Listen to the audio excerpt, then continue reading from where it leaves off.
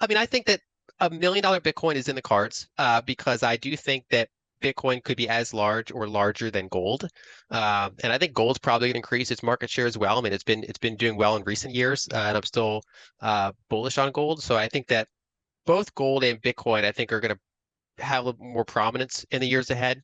And Bitcoin at $1 million is only a 20 trillion dollar market cap, 21 trillion fully diluted. So it's not really that big of a market, especially over time when you.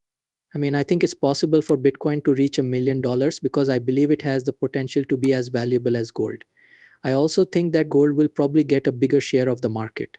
Gold has been doing well lately, and I still think it will continue to do well. That's why I believe both gold and Bitcoin will become more important in the years to come. And just so you know, Bitcoin's market value at $1 million is only about 20% of its total value, or $21 trillion.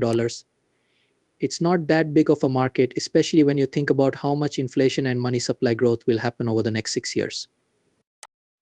Lyn Alden is a well-known macro analyst and investment strategist who is known for her deep and insightful analysis of the economy as a whole, Bitcoin's basics, and other related subjects. Lyn really believes in sound money and is very bullish on both gold and Bitcoin. She often calls Bitcoin the hardest money that you can find. Even though she doesn't like to give exact price predictions, she is sure that Bitcoin's value will keep going up and could hit hundreds of thousands of dollars in the future. Lyn recently gave an incredibly positive interview to Altcoin Daily, in which he said that Bitcoin could hit $1 million in the next few years. When asked if she agreed with Cathie Wood's statement that Bitcoin would be worth $1 million by 2030, Lyn said that she did, but she thought it would happen a little later. She says that the current global fiat-based monetary system is having very serious problems, which means that the future will be uncertain and chaotic. So she thinks that over the next 10 years, hard assets like Bitcoin and gold will become more important as investors, such as nation states, sovereign wealth funds, major hedge funds, and multimillion-dollar companies start to pile these assets up as a hedge against the inevitable fall in value of fiat currencies. In her interview with Altcoin Daily, Lyn stressed that changes in global liquidity and other macroeconomic factors have a bigger effect on Bitcoin prices than core Bitcoin events like the 4-year halving event. Lyn thinks that Bitcoin's price will go up a lot after 2025, since central banks, especially the US Federal Reserve, are starting to loosen their strict quantitative tightening policies. Now click on the link below to get your special copy for a little less than $10. That's why I didn't stress it as much as other people did. I mean, it's clear that the halves are important over time because they bring new supply to the market. As that goes down, that is important. But I think that world liquidity has a bigger effect. I've looked into it. In fact, I'm putting out a report with a coworker. We also looked at liquidity relationships, comparing Bitcoin to global liquidity and then other assets to global liquidity. It turns out that over a rolling 12-month time, Bitcoin is more closely linked to global liquidity than any of our other major assets. So many of these things, stocks, bonds, gold, foreign stocks, and so on, are linked to liquidity in some way or another, especially stocks. Bitcoin, on the other hand, is most closely linked to cash. The majority of those highs and lows are linked to changes in liquidity. And how I measure liquidity, one of the two main parts is the rate at which new credit is created around the world. Two more things to think about are how strong the dollar is compared to other currencies. This is important because many countries around the world have bills that are mostly made up of dollars. For the most part, that's how foreign money is kept track of. So when the dollar gets stronger, it actually makes it harder for people around the world to get cash. The opposite is true. When the dollar falls against other big currencies, this is actually good for liquidity. So I think that a lot of the relationships that people think are related to the 4-year cycle are actually liquidity, which kind of overlaps with it. However, I do think that the halving is also relevant in some ways. You also think that world liquidity will rise next year. In what place does that put Bitcoin?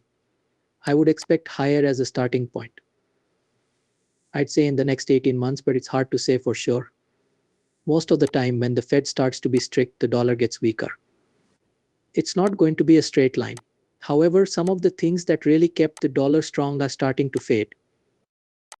And as for the dollar, you should know that the US has a chronic trade deficit, which is bad for most currencies because it makes them less valuable over time. But the US dollar is also a global reserve currency, which means that we have all these dollar demand loans around the world.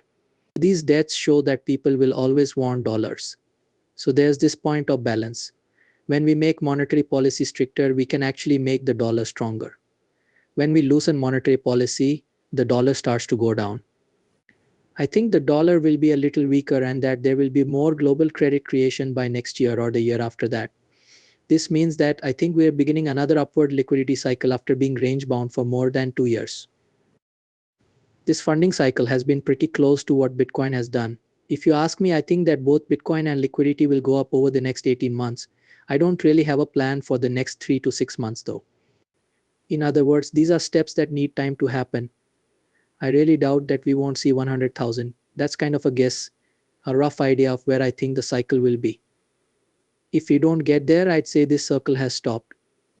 But besides that rough level, it's easy to think that over the next 18 to 24 months, there will be a wall of liquidity, institutional buy-ins, and some announcements from sovereigns which will lead to crazy numbers.